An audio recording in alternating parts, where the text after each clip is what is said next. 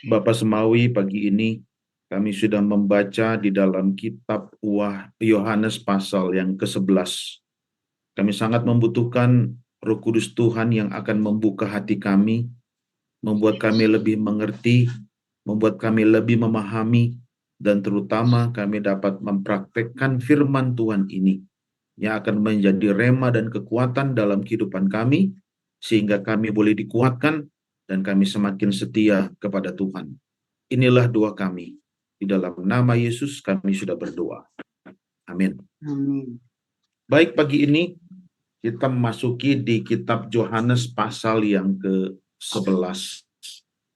Ketika kita membaca secara keseluruhan, ada hal penting yang ingin saya sampaikan.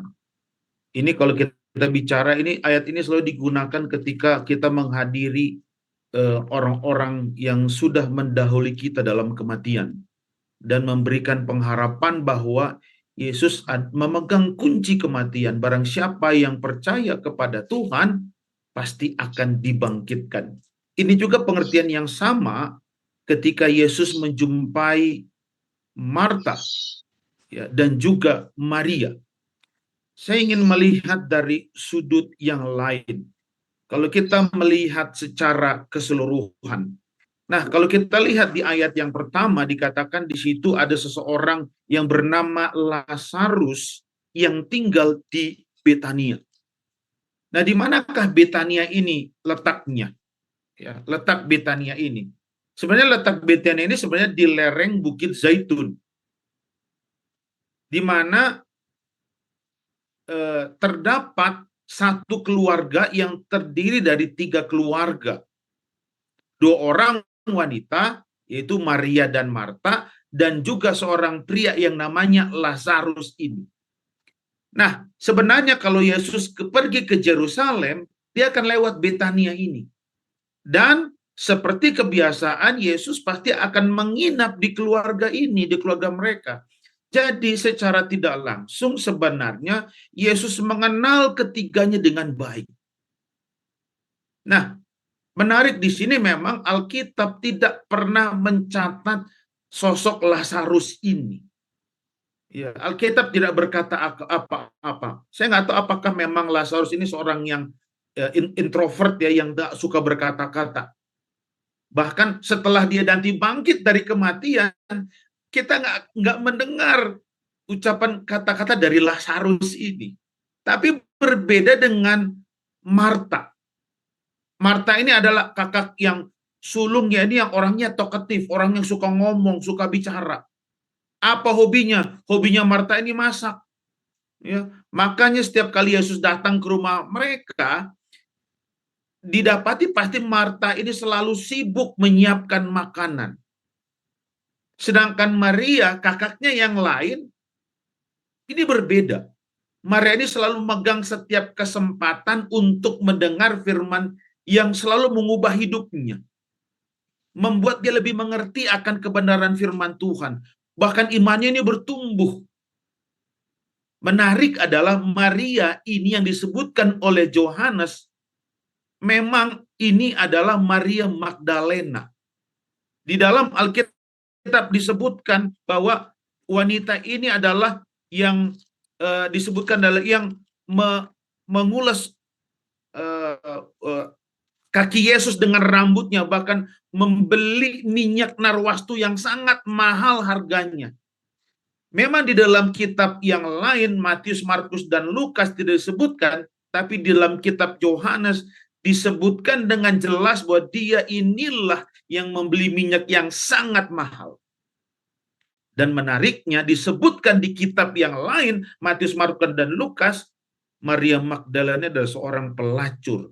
Tapi di dalam kitab Yohanes pasal yang ke-11 ini, wanita ini sudah berubah. Dirubah oleh Yesus. Ya, ketika wanita ini nanti menjamu menyeka kaki Yesus dengan minyak narwastu yang sangat mahal. Di sini adalah perubahan hidup daripada Maria Magdalena. Kembali lagi, Maria ini adalah sosok yang memegang kesempatan untuk selalu belajarkan firman Tuhan. Makanya Maria ini selalu duduk dekat kaki Yesus dan mendengar pengajarannya dengan seksama. Dan di dalam Alkitab yang kita baca, waktu itu terjadi sesuatu di keluarga itu, yaitu Lazarus jatuh sakit. Saya nggak tahu kenapa Lazarus jatuh sakit. Apakah dia memang orang yang anak muda yang manja sehingga lemah tubuhnya. Karena Lazarus sakit, kedua kakaknya mengirim pesan untuk memberitahu kepada Yesus. Yang mana sebenarnya posisi Yesus itu sangat jauh dari Betania. Dikasih tahu, kasih pesan sama Yesus bahwa orang yang engkau kasih itu sakit. Bapak Ibu, bagaimana perasaan kita ya ketika kita mendengar bahwa ada orang yang kita kasihi itu dalam jatuh sakit. Mungkin katanya lagi sakit parah. Tentu kalau kita mendengar itu kita ingin cepat-cepat ketemu kan. Tapi ini berbeda dengan Yesus. Ketika dengar kabar bahwa orang yang dikasihnya itu sakit, apa Yesus bilang? Ketika Yesus mengatakan demikian, Yesus katakan ini, penyakit itu tidak akan membuatnya mati. Dan Yesus memutuskan untuk tidak pergi untuk menjenguk dia. Ini menarik ini. Berarti orang yang mendengar ini pasti akan sakit hati. Loh, ini kan Yesus sering ke rumahnya. Yesus sering dijamu di situ kok. Ketika mendengar, Yesus katakan penyakit itu nggak akan membuat dia mati. Bahkan dia pergi memutuskan dengan murid-muridnya, mari kita pergi ke Judea.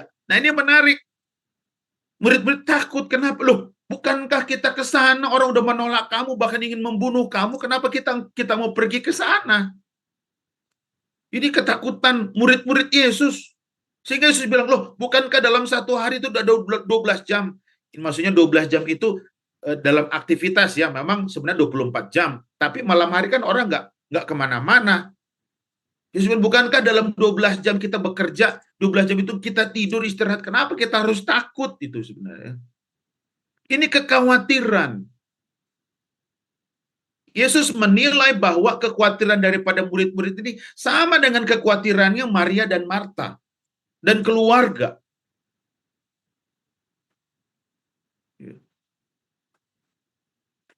Itu sebabnya Yesus menunda untuk ketemu, justru pergi ke tempat lain. Lihat ya, bagaimana Yesus menunda. Orang dikasih kabar tapi nggak mau pergi. Kita pergi ke penyakit itu akan membuatnya engkau mati. Tapi nanti kita lihat ya, justru membuat Lazarus mati kan. Ini orang bertanya-tanya di dalam kitab ini, kenapa? Saya mau katakan Bapak Ibu, kadang-kadang mungkin sakit hati yang mendengar Yesus ngomong begitu. Sering ya, kadang-kadang kita yang merasa diri kita cinta Tuhan, mungkin kita giat melayani, tapi waktu kita sakit, nggak ada orang yang peduli, bahkan melawat kita. Mungkin ada orang seperti itu. Mungkin pendeta pun nggak melawat. Karena memang ada banyak orang yang hanya mau dilayani, tapi mereka nggak mau melayani. Bahkan hanya ingin diperhatikan, tapi tak mau memberi perhatian kepada orang lain. Bahkan mungkin masih mengkritik. Nggak pernah, kok saya udah sakit nggak dikunjungi. Mungkin dia nggak mengintrospeksi diri. Sebenarnya siapa yang lebih banyak melayani, dia atau orang yang apa? Orang yang dia kritik. Nah, saat Yesus mengambil keputusan untuk tidak mengunjungi Lazarus, dia berkata penyakit itu nggak akan bawa kematian. Tapi faktanya justru Lazarus mati. Jadi pertanyaannya sekarang, apakah Yesus berbohong? Atau memang dia sengaja mengulur-mengulur waktu? Saya percaya seperti yang kita baca, Yesus memang sengaja tidak segera pergi untuk menjumpai Lazarus yang sedang sakit, bahkan akhirnya dia mati. Itulah mungkin yang sering kita berpikir, Tuhan, ketika saya lagi membutuhkan engkau di mana? Kenapa engkau nggak menolong saya? Mengapa seolah-olah dalam tanda kutip Yesus itu seperti olah-olah nggak peduli akan penderitaan kita sebagai umat-umatnya. Bahkan terkesan seperti menunda-nunda. Ini penting Bapak Ibu saya ingin sampaikan. Ya. Mungkin dia berkata, kenapa Tuhan nggak segera menolong saya?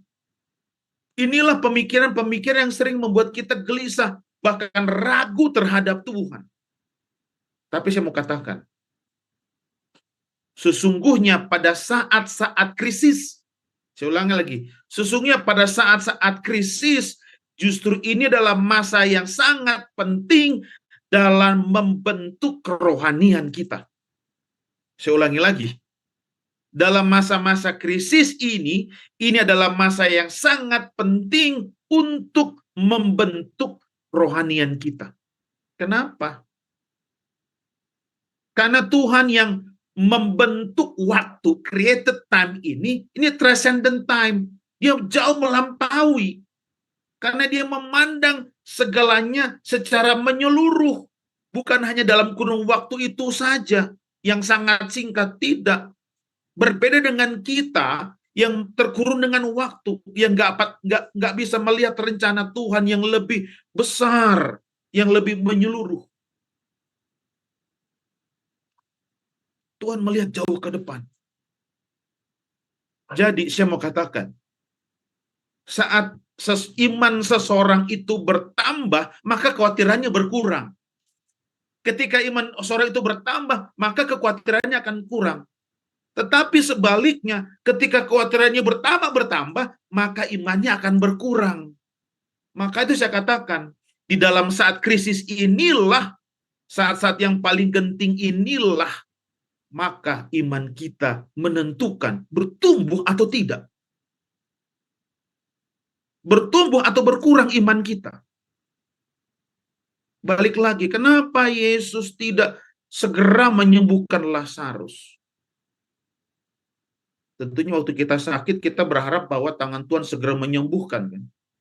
Atau waktu kita menemui kesulitan, kita mengharapkan dia dapat memberikan solusi. Tapi tidak demikian dengan Tuhan. Kadang-kadang dia membiarkan kita dalam tanda kutip ya, melewati lembah bayang-bayang maut, bahkan bertahun-tahun, bahkan sampai kita merasa hidup kita seperti seolah-olah nggak berarti. Saya teringat dengan salah satu statementnya Socrates. An examined life is not worth living. Ini terkenal nih Socrates ya. Hidup yang tak teruji, tak layak untuk apa? Dijalani. Karena memang hidup manusia itu lebih sulit dari binatang. Coba perhatikan kalau ketika binatang ini lahir, beberapa jam dia sudah bisa jalan, bahkan lari. Tapi manusia beda. Perlu menunggu 12 bulan ya, baru kita apa? Baru kita anak ini bisa jalan. Itulah pengaturan Tuhan. Hidup yang makin tinggi, makin punya banyak kesulitan. Maka semakin tinggi jabatan kita, semakin berat tanggung jawabnya kita apa? Harus kita pikul. Nah, saat di keluarga di Marta dan Maria, ketika Lazarus jatuh sakit, Tuhan seperti seolah-olah nggak peduli. Mereka gelisah, mengapa Yesus nggak datang? Ini si Marta ini yang fasih lidah ini mulai dia ngomel. Padahal seharusnya Marta ini menggunakan bakatnya dengan sikap yang positif. Orang yang pandai ngomong, pandai bicara, harus kata-katakan yang positif. Barulah hidup ini berarti. Maka kalau kita jago bicara, ya gunakanlah waktu kita untuk apa? Menjadi berkat buat orang lain. Maria, ini berbeda lagi Maria. Orang yang suka mendengarkan firman Tuhan, tapi semakin banyak dia mendengar, semakin dia mengerti, semakin dia beriman, dan nggak berani dia ngomong sembarangan. Nggak berani dia buka mulut. Sementara Marta yang jago masak, fasih lidah, ya melayani dengan baik, tapi suka ngomel ini si Marta, berbeda dengan Maria. Lihat perbedaan ini. Sehingga lihat responnya ketika Tuhan bertemu dengan Maria dan Marta. Lihat responnya berbeda kan? Tuhan sangat menghargai orang-orang yang mau memahami firman Tuhan dan mengamalkannya. Lihat ya, kebanyakan ada orang yang menerima anugerah, tapi berbeda responnya di hadapan Tuhan. Sekali lagi, Yesus tidak segera datang, bahkan membiarkan Lazarus sakit, bahkan mati. Apakah Tuhan menginginkan orang-orang kita cintai itu mati? Bukankah seperti kebanyakan di dalam ayat ini, bukankah hanya dengan satu kalimat saja maka penyakitnya akan sembuh? Tinggal bilang aja, kenapa Yesus tunda-tunda? Saya mau katakan karena Yesus ingin melihat reaksi kita. Untuk melihat reaksi kita. Dan memang sifat Tuhan yang satu ini berkali-kali dicatat di dalam Alkitab. Contoh, Yohanes Pembaptis ketika di penjara.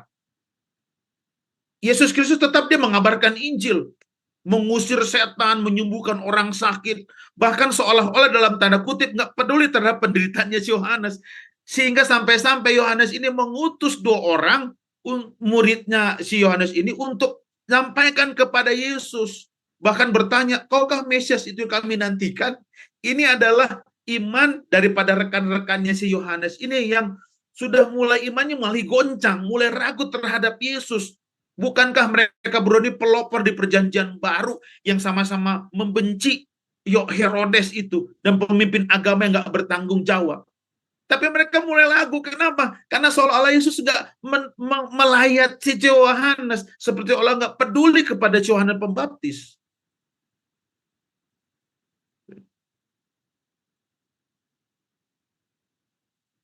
Tapi lihat, inilah faktanya.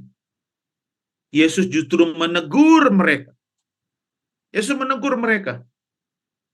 Dikatakan, kembali lagi dan katakan kepada Yohanes, orang buta melihat, orang tuli mendengar, orang lumpuh dapat berjalan, bahkan orang mati dibangkitkan. Menandakan bahwa Yesus nggak mau berdebat. Nggak mau membela diri, tapi memaparkan fakta bahwa Yesus sedang bekerja dan juga melayani sama seperti Yohanes. Dan mengatakan yang benar. Bahkan ditambahkan dengan statement gini, berbahagialah orang yang tidak terantuk olehku. Jadi sebenarnya berdoalah kepada Tuhan pada waktu kau mengalami kesulitan, sakit penyakit, dan kesusahan. Dan sepertinya walaupun dia seolah tidak menolong, jangan ragu. Jangan kita meninggalkan Tuhan. Karena mungkin dia sengaja menunda waktu untuk menguji kesetiaan kita, konsistensi kita, kesabaran kita. Sampai di mana engkau bersandar kepadanya, walaupun engkau dalam keadaan susah. Nah sekarang lihat, keluarganya Marta dan Maria, dan Lazarus yang sedang diuji Tuhan. Apa hasilnya? Hasilnya nggak lulus. Mereka nggak bersabar. Mereka bilang, Tuhan kalau saja engkau datang lebih awal, mungkin Lazarus nggak akan mati. Lihat, Marta marah sama Yesus. Mengapa dia seolah-olah nggak peduli. Nggak juga datang di saat Lazarus udah mau mati. Lihat apa yang Yesus bilang. Temanku tertidur. Aneh ya. Bukankah 2 hari yang lalu Yesus katakan penyakit itu akan membuat dia mati. Tapi mengapa sekarang dia malah dikatakan sedang tidur? Karena bagi Yesus istilah tidur di dalam Alkitab punya 3 macam arti. Nih arti yang pertama nih, tidur mati secara jasmani. Apa artinya mati secara jasmani? Saat fungsi organ tubuh itu stop. Nggak dapat bernapas, melihat, mendengar, dan jantungnya tidak berdetak. Inilah mati jasmani. Yang kedua, istilah mati pertama di Alkitab ini dalam Kejadian pasal yang kedua. Coba perhatikan. Yesus katakan apa? Hari di mana kau makan buah itu kau pasti akan mati. Tapi bukan kematian secara fisik. Karena setelah Adam dan Hawa makan buah-buahan itu, mereka tetap hidup. Bahkan mereka mencapai usia sampai 930 tahun. Ini si Adam. Jadi yang dimaksud di sana, mati secara rohani. Bukan kematian secara jasmani. Dan yang ketiga ini, the second death. Terpisah dari Allah dan pencipta untuk selamanya. Jadi ketika maksud Yesus dia mengatakan bahwa penyakit itu tidak akan membawanya pada kematian adalah Lazarus sudah diselamatkan. Dia nggak perlu takut akan kematian jasmani. Karena mati jasmani itu hanyalah tidur. Apa bedanya orang tidur dengan mati? Orang yang tidur akan bangun, tapi orang yang mati nggak akan bangun-bangun. Jadi statement yang mengatakan kawan kita ini sedang tertidur mengindikasikan bahwa Lazarus nanti akan bangun lagi. Maka dia tidak perlu untuk cepat-cepat ke sana. Biarkan dia mati dulu baru dibangkitkan. Sebab bila seorang nggak pernah mati, mana mungkin dia akan bangkit. Itu sebabnya kalau Yesus tak mati dan nggak bangkit, mana mungkin membuktikan bahwa dia punya kuasa mengalahkan kuasa kematian, kuasa maut. Yesus harus mati dulu kan, dan dia bangkit lagi, menunjukkan bahwa dia memegang kunci. Di dalam perikop ini memang Tuhan sedang menunggu sampai Lazarus mati 4 hari baru Yesus datang. Apakah ini rencana Tuhan? Ya, memang ini adalah rencana Tuhan. Ada kalanya memang terlihat seperti kejam kalimat ini. Tapi sebenarnya tidak. Yesus membiarkan Lazarus mati dulu, baru membangkitkan dia, agar nama Allah dipermuliakan. Ingat di awal awal perikop ini, Yesus katakan supaya nama Allah dipermuliakan. Ingat Yohanes pasal yang ke-9, ketika murid-murid Yesus melihat ada orang yang buta. Murid-murid katakan, Tuhan, apa orang ini buta? Salah siapa nih? Salah orang tuanya kah? Salah dia kah? Atau siapa? Yesus katakan tidak. Supaya nama Allah dipermuliakan. Di perikop ini sama halnya. Untuk nama Allah ini dipermuliakan. Jadi, kalau ada yang bertanya, apa Tuhan biarkan kita sakit? Tidak. Karena kenapa? Lewat mungkin kesulitan-kesulitan yang kita hadapi, kemiskinan, sakit, penyakit yang mungkin kita sedang alami, Tuhan izinkan supaya apa? Supaya nama Tuhan dipermuliakan. Amin. Jadi kalau ada yang sakit, ada yang menderita, jangan langsung mundur. Jangan langsung menyalahkan Tuhan. Tidak. Supaya nama Tuhan dipermuliakan. Orang melihat, mungkin dia dapat bertobat. Lihat di ayat selanjutnya, di perikop selanjutnya, mujizat ini yang dilihat oleh semua orang, termasuk orang-orang siapa? Orang-orang Farisi, orang-orang orang-orang pemimpin-pemimpin agama. Mereka udah lihat, tapi mereka nggak bertobat. Tapi justru yang lain bertobat mereka. Bayangkan, para pelayat-pelayat yang datang ini menjadi saksi mata. Mereka semakin percaya kepada Tuhan. Lihat ayat 45. Tapi ketika mereka laporkan peristiwa ini, wah lihat ini. Langsung orang-orang Sanhedrin ini membuat sidang. Bersidang mereka. Tahu Sanhedrin ini adalah mahkamah agama yang tertinggi ya untuk orang-orang Yahudi. Siapa-siapa aja itu, orang-orang Farisi, orang Saduki, para imam dan pemuka-pemuka umat. Sidang perlu diadakan. Kenapa? Karena mereka melihat situasi ini makin genting. Mereka udah palah pamor sebenarnya. Ketika mujizat ini mereka melihat dengan mata kepala sendiri, mereka kalah pamor. Kenapa? Orang banyak mulai melirik kepada Tuhan. Yang tadinya harusnya kepada mereka, lihat. Bagi mereka ini mengundang bahaya. Tapi lihat bahasanya mereka ini mengundang bahaya bagi keamanan penjajah Roma.